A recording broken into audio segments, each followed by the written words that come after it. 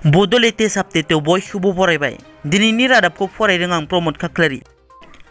गिबि निउस दङ। लाभलिना बरग'हाइ आरो हिमा दासनि उनाव आसामनि गुबुन सासे इन्टारनेशनेल गेलेगिरिनो दिनै डिएसपि थिसनथाइ होबाय। कमनवेल्थ गेम्स 2022 भारतनि लन बल हानजाजों गेलेनानै सनानि मेडेल देरहासार जानो हानाय आसामनि 29 बोसोर बैसोनि नयनमणि शइकियानो दिनै आसाम सरकारा दिसपुरनि जनता भवनाव डिएसपि बिबानाव थिसनथाइ होनायजों लोगोसे 50 लाख रांनि चेकबो होयो। बे हाबाफारियाव आसामनि गिबि मन्थ्रि डक्टर हेमन्त बिश्व शर्मा, डिजिपि भास्कर ज्योति महन्त बिथांमोनाबो नुजाथि दंमोन।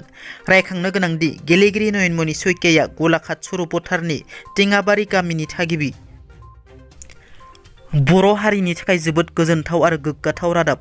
जोलुर गेलेगिरि हलिचरन नार्जारिया केप्टेननि बिबान मोनदों।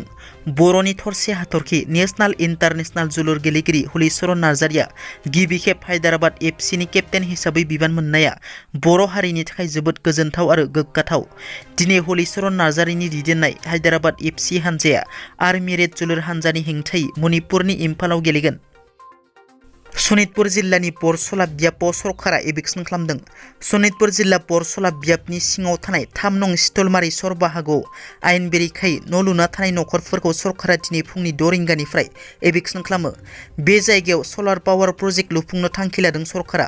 सरकारनि बिथोन बादियै सनितपुर जिल्ला खुंथाय आरो पुलिस बिफाना गोख्रों पहरा होनायनि गेजेरजों 1000 बिगा हायाव आयेन बेरेखायै न' लुना थानाय गं 299 नखरफोरखौ जिसिपिजों एभिकसन खालामनाय जायो।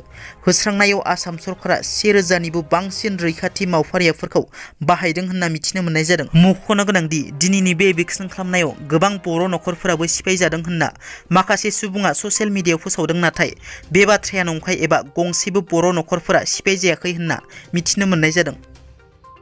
आरबि फिल्म प्रडाक्शननि बेनाराव दिहुननाय खिथेर सावथुनखौ दिनै बेखेवगोन।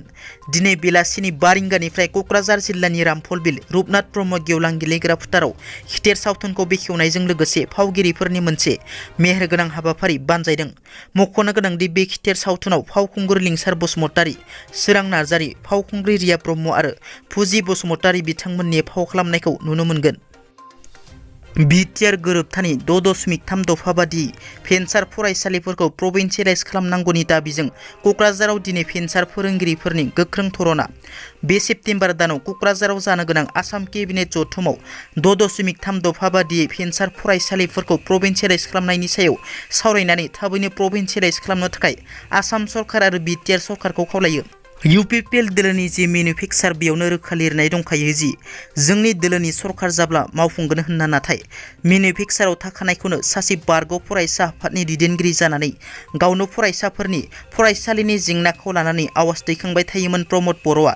सासे बारग' फरायसा आफादनि आफादगिरि बिटिआरनि गाहाय प्रमद बर'आ बे 2 बोसोराव जेंनाखौ सुस्रांनो हायैया खाफाल हावरिया होनना गोख्रों रावजों सोंखारियो बिटिआर सरकारि नङै फोरोंगिरि आफादा। दिनैनि रादाबा एसेनोसै। नोंथांमोना जुदि आंनि चेनेलखौ दासिमबो साबस्क्राइब खालामाखै, अन्नानै साबस्क्राइब खालाम।